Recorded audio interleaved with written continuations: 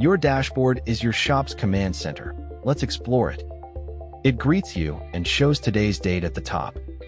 The top cards show today's sales, payments, expenses, and profit at a glance.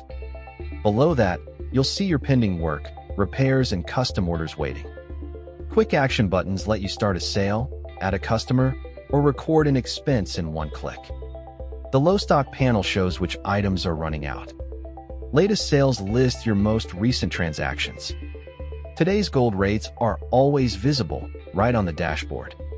You'll also see customer insights and how much old gold came in today, and a monthly summary of your revenue, expenses, and profit. If your shop setup isn't finished, a reminder appears here too. Everything important is on one screen. Next, let's dive into reports.